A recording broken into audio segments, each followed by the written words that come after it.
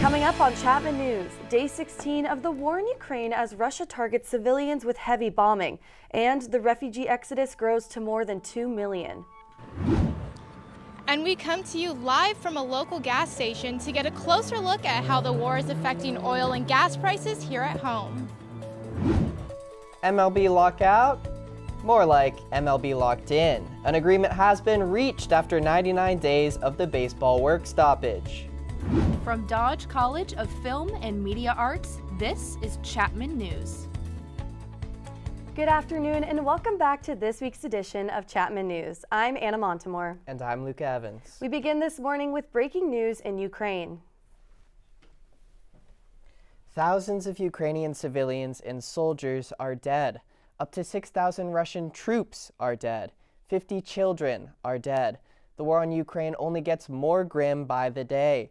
Russian missile strikes have scarred the Ukrainian capital of Kyiv, and all communications with the Chernobyl power plant cut off after damage from Russian forces.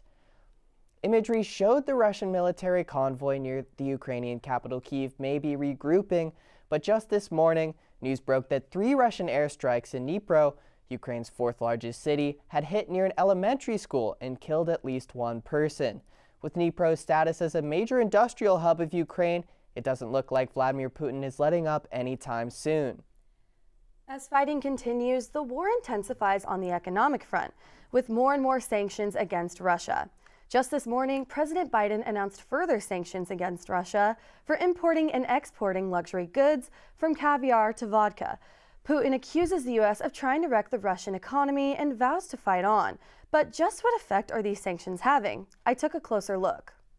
Sanctions are intended to cripple the Russian economy so severely they are forced to cease fire on Ukraine. The Russian stock market, banks, and other economic systems have already seen the dramatic effects of these sanctions, but so far they are not stopping Russia's invasion. In addition to all those banking embargoes, the Russians are facing these sanctions. All Russian energy will be prohibited from coming into the U.S. All U.S. airspace is closed to Russian flights. U.S. Justice Department is going after the richest Russians and their assets here. In Russia, it's not just political sanctions being put in place either. Multiple corporations are pulling their business out of Russia, some being Coca-Cola, Starbucks, and McDonald's, which is shutting down about 850 restaurants. Though these Russian locations will remain closed, corporations will still be paying their employees. And American workers are getting into the act. The union, representing 20,000 workers and 29 ports up and down the United States West Coast, is refusing to load or unload any Russian vessels or Russian embargo coming into or out of all West Coast ports. Canada and England have also placed similar restrictions on their ports as well. These sanctions will have an effect on the United States and all over the world. And on top of record inflation, we're finding that just about everything costs more. Perhaps the most dramatic example is at your local gas station. Kiana Favela joins us live from a Chevron in Orange. Thanks, guys. I'm here at a local Orange County gas station, and as you can see behind me, people are paying over $6 per gallon to fill up their cars. And here in California, we're seeing the highest gas prices in the nation. Today, the average state price for gas is $5.72 per gallon. That's over $1 more than the national average price. And with continued sanctions against Russia, it looks like higher gas prices are here to stay. President Joe Biden is continuing to roll out sanctions against Russia, this week with a ban on all Russian oil imports to the U.S. That means Russian oil will no longer be acceptable at U.S. ports, and the American people will deal another powerful blow to Putin's war machine. Ukraine President Volodymyr Zelensky took to Twitter to thank Biden for his leadership, also encouraging other nations to follow. The EU plans to cut their reliance on Russian gas by 2/3, turning to renewable energy as a way to support Ukraine and global warming. China, who has yet to condemn the war in Ukraine, is now looking to increase their stake in Russian oil, as prices per barrel may drop with lower demand from the West. For Americans, the ban will likely increase already record-breaking gas prices. Earlier this week, the national average gas price broke the previous record set back in 2008 that has stood for nearly 14 years. Since then, the price has continued to rise every single day. Compared to this time last year, gas prices are up by over 40%. Customers at the pump are frustrated. It's going to make me want to go to work a whole lot less. It's just sort of a bummer that it's going to cost more money for me to get from point A to point B. Despite higher gas prices, a poll by Quinnipiac University found that 70% of Americans support the ban on Russian oil due to the invasion. Yeah, I guess I just don't really care that they're going up because I know ultimately it's for the greater good. Apps that help you to save money on gas, such as Gas Buddy, predict that national gas prices will peak in May and that the average gas price will be above $4 until November.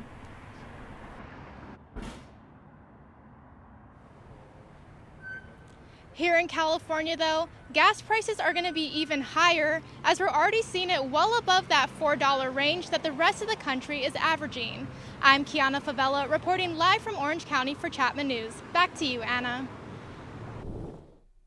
As we've been reporting, these sanctions are only increasing Russia's resolve, now targeting civilian populations with heavier artillery. In Ukraine, Russia is being investigated for the use of explosive missiles and weapons, targeting nuclear power plants and committing multiple accounts of mass civilian murder. Attacks like these are considered war crimes. A war crime can be defined as a violation of the laws of war, oftentimes targeting civilians with inhumane treatment. But war crimes can also be seen in different forms. Most recently, the bombing of a maternity hospital in Mariupol, Ukraine, causing international outrage. 3 Ukrainians died, one of them a young girl, and 17 people injured. Ukraine is calling on Russia to stop these attacks on civilians, while Russia is claiming the bombing never happened. 2.1 million. That's how many Ukrainian refugees are fleeing to border countries like Poland, Hungary, and Slovakia. There are no signs of this number shrinking as it becomes the fastest growing refugee crisis since World War II. Our Promise Johnson has the story. The number of Ukrainian refugees has doubled in the past week, allowing time to look at just who is crossing these borders. The United Nations reports that hundreds of thousands of these asylum seekers are children, often accompanied by maternal figures to care for them on this lengthy journey. A mother seeking refuge with her 9-year-old daughter had to leave her husband behind as he was drafted to fight.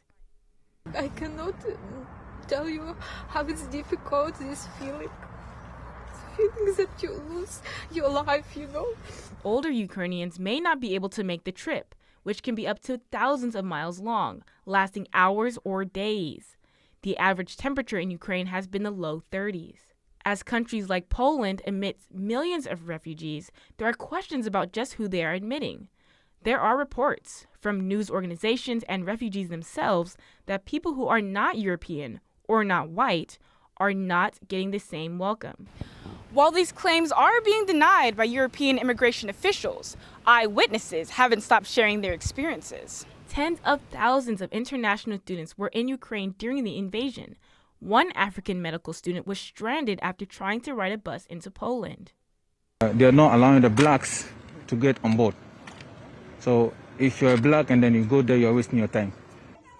Other non-white refugees have made similar claims, sharing their testimonies with journalists and on social media.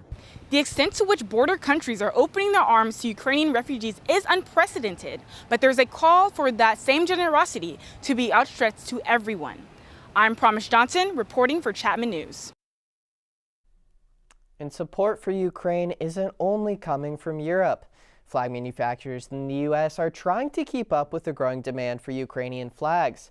In Ohio, a local manufacturing company says the orders have increased by over 7,000% in the past week.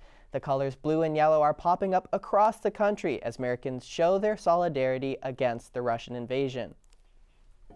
And Americans are showing their support for Ukraine on Capitol Hill. Congress passed a federal spending bill this week, but only after eliminating a key aspect. Our political reporter, Claire Weber, joins us with more. Claire? Thanks, guys. Congress approved a $1.5 trillion federal spending bill Thursday after eliminating over $15 billion of COVID aid from the bill. The spending bill includes government funding money to last through September, as well as almost $14 billion of emergency aid for Ukraine. Texas's Department of Family and Protective Services began investigating multiple parents with transgender children last week, after Governor Greg Abbott deemed gender-affirming healthcare to be child abuse. President Joe Biden has condemned the investigations, and one Texas district judge went as far as to issue a restraining order, blocking the investigation of one of the involved families. Complete outrage after the Florida Senate and House passed the Don't Say Gay bill, a bill that could limit gender identity and sexual orientation education in classrooms. The bill will also allow for parents to sue schools and teachers for having such discussions. Florida Governor Ron DeSantis has not yet confirmed if he will sign the bill, but has shown his support for it. With your political update for the week, I'm Claire Weber. We are finally seeing faces again. We asked Chapman students how they feel about the lifted mask mandate.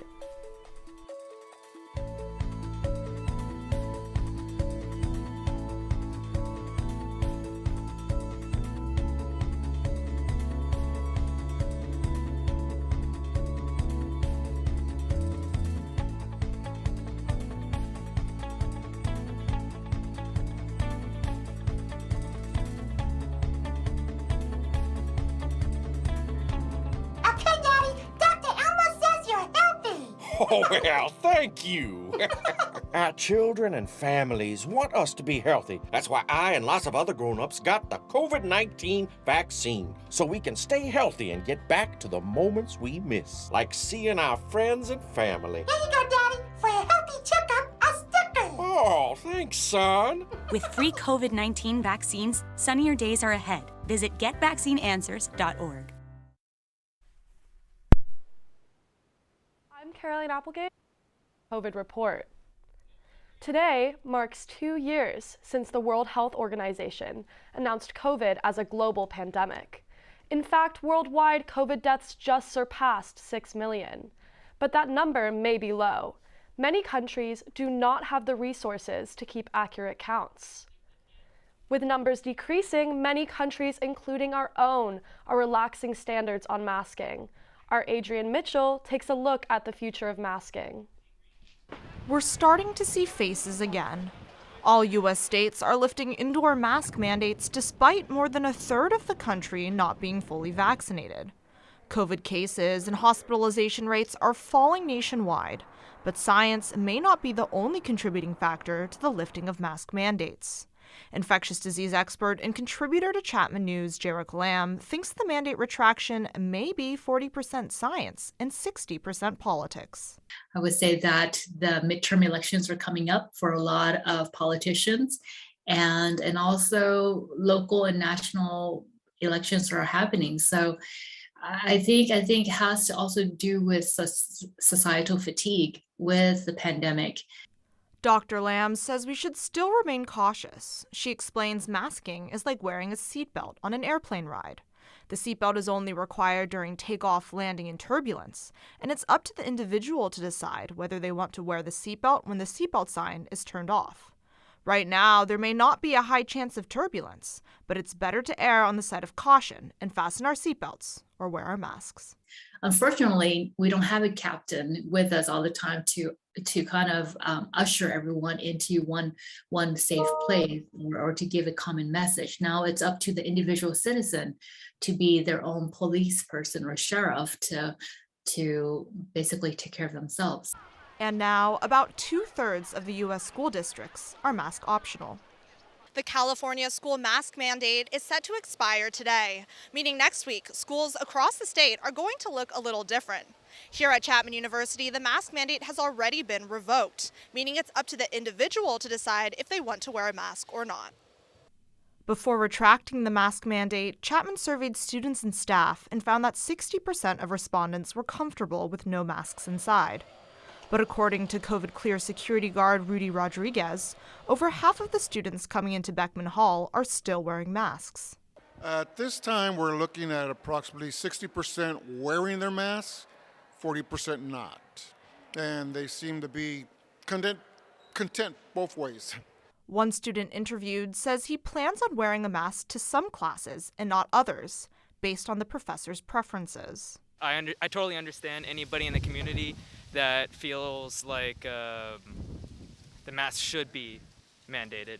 I can definitely understand that, and I respect that. Some students are still choosing to wear masks in hopes of protecting loved ones. There's so many students in my classroom, and when I go home and see my family on the weekend, I just don't want to put them in jeopardy like that. They still have to go to work, and if they can't go anymore because I made them sick, I would feel terrible. We have yet to see if COVID cases will remain down amid a decrease in masks. This is Adrian Mitchell for Chapman News. New research is underway to see COVID's after effects. Scientists are conducting brain scans on people before and after having COVID to see if it causes brain tissue loss. The researchers found shrinkage in the part of the brain for sense of smell. Findings show some patients who contracted COVID lost up to 10 times more brain tissue annually. Apparently, government-sanctioned vaccines are not enough for some people. A Washington man created his own COVID vaccines and went to 5 different states to inject people for $400 to $1,000. A Homeland Security investigator went undercover to catch him.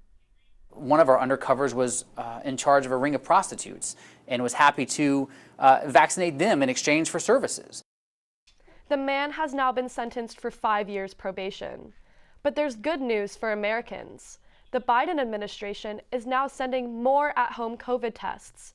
People can now order 4 more tests to their homes. Looking into the future, the Biden administration also now plans to spend $150 million on creating a new vaccine for future variants. That's all for your COVID report. Back to you, Luca. Well, I may be dangerously skinny and dangerously broke, but at least researchers didn't name a 320-million-year-old octopus after me. President Joe Biden can't say the same. The newly discovered, get this, Calypsomopody by Dini will allow marine scientists to trace the evolution of squids and octopi throughout history. Well, coming back above the water, Promise Johnson is in the Weather Center to dry things off for us. This January and February were the driest consecutive months recorded in California history. Those 2 months had the lowest average precipitation rate in 100 years of reports. To see just how much this has affected our state, just take a look behind me. Here we have Folsom Lake in Sacramento, which even after the showers we had in January, still is not even 2/3 full. While California has been experiencing some showers recently, experts say that we shouldn't be expecting a rise in precipitation anytime soon. And now time for our 7-day forecast. We are at 73 degrees and sunny in Orange, and it'll be a nice day out for today. And for our national forecast, we're at 47 degrees up in Seattle, and going down to San Francisco, we're at 60 degrees, which is pretty regular for the Bay. Over in Las Vegas, we're at 58 degrees. And then here in Denver, we're at 30 degrees, pretty low. Over in Texas, we're going to be at 42 degrees. In Minneapolis, 10 degrees in Minneapolis. And then over in Chicago, we're at 34 degrees.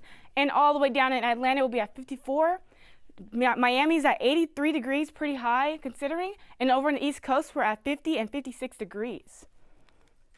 And for our Orange County forecast, we're going to stay in the 60s and 70s for today. We're at 72 in Westminster, and the highest being in Orange at 73 degrees. San Clemente will have one of the lowest temperatures in San Clemente. And here is our 7-day forecast. For today, we are at 74 degrees and sunny for our high. Tomorrow we'll be at 78 degrees. Sunday will be at 72, and then back up to 78 degrees on Monday. Tuesday, it'll be partly cloudy, and then on Wednesday, we'll be at 78 degrees. And Thursday, the highest of the week at 83 degrees. For the lows of the week, we're staying in the high 40s and the low 50s. And that is our forecast. Back to you at the desk. One of the most famous shipwrecks in the world has been found. Scientists in Antarctica have located the remains of a ship that has been missing for over 100 years, a ship fittingly named Endurance. In 1915, Endurance's captain Ernest Shackleton led his crew on an expedition across the Antarctic. The ship became completely locked in ice, leaving the men stranded in treacherous conditions. It took Shackleton months to lead his crew back to safety, but he was able to do so without losing a single man. The only loss was Endurance, which was crushed by ice. The scientists who found the wreckage came from the Falklands Maritime Heritage Trust, armed with an icebreaker ship and several submarine drones. Endurance sits 10,000 feet below the water, perfectly preserved by the ice-cold temperatures, its name proudly displayed across the stern. March Madness is coming. Breakdowns, reactions, more up next on the Best Campus Sports Show.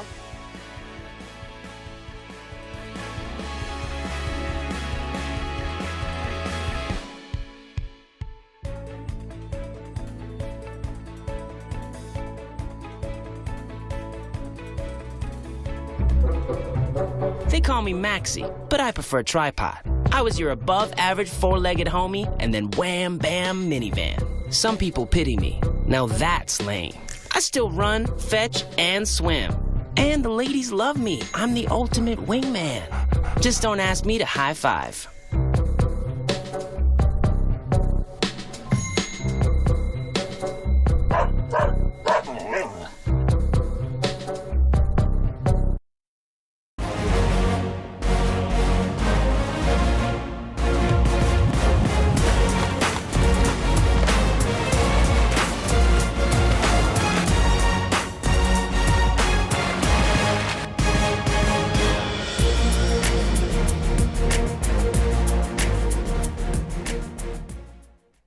Welcome back to another week of the Best Campus Sports Show.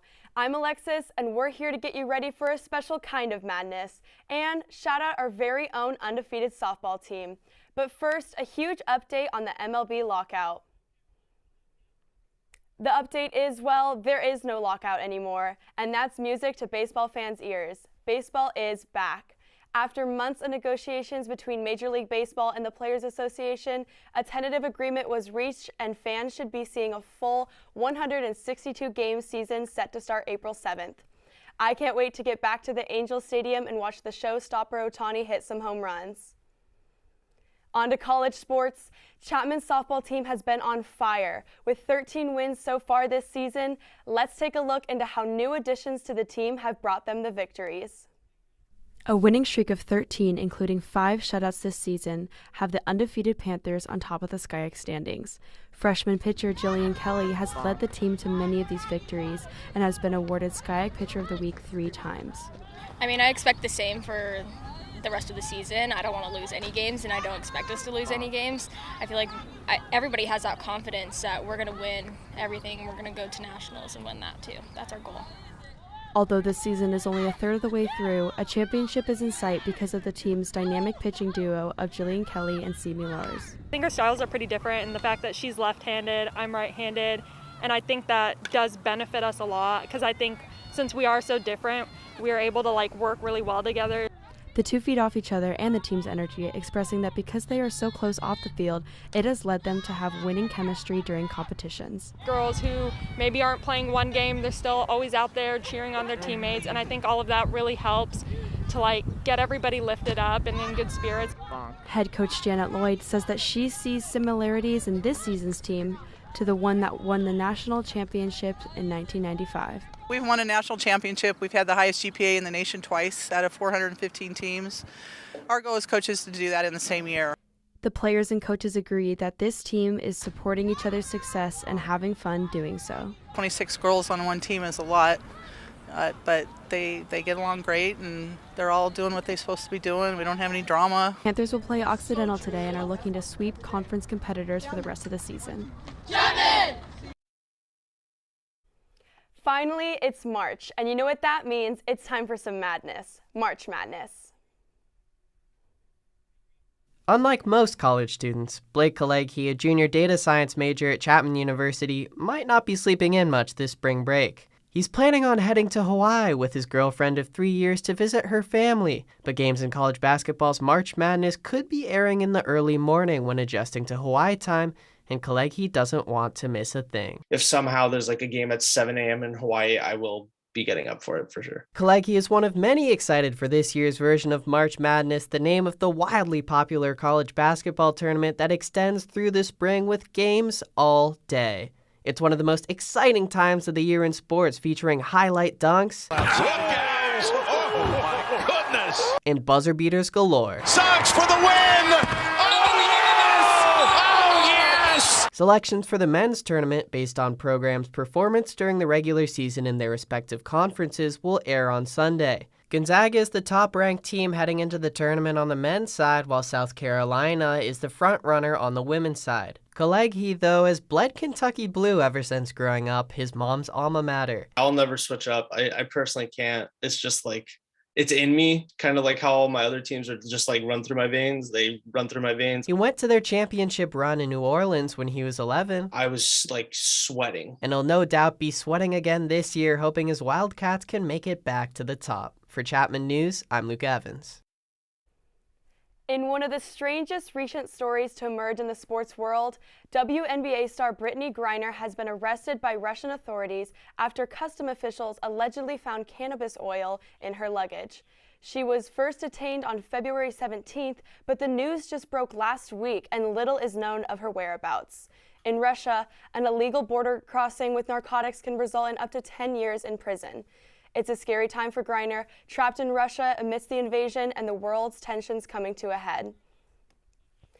We'll be back next week with more in the sports world. I'm Alexis Tripke, and back to you, Luca.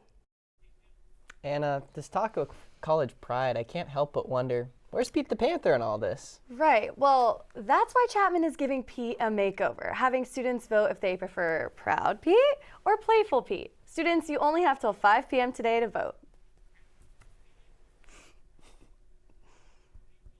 The Batman release, a new Obi-Wan Kenobi trailer, and Pete Davidson going to space? We have it for you after the break.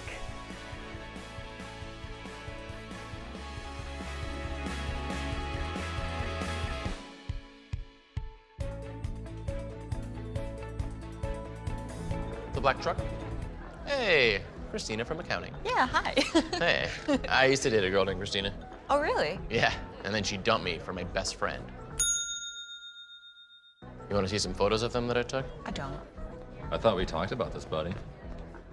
Buzzed and overshared again? Yeah. Yeah. I'm gonna call a car. That's a smart idea. So yeah, I know, that's why I did it. Hey, you're gonna get back to the top of the mountain. Does that mean I'm gonna get back with Christina? No. Oh. No.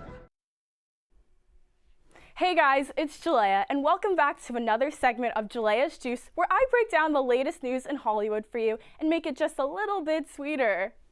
Hollywood is still kicking in big bucks to Ukraine. Celebs like Gigi Hadid, Ryan Reynolds, and Kim Kardashian have made donations in light of the ongoing crisis. Mila Kunis and her husband Ashton Kutcher have had great success so far in their fundraising campaign for Ukraine relief. So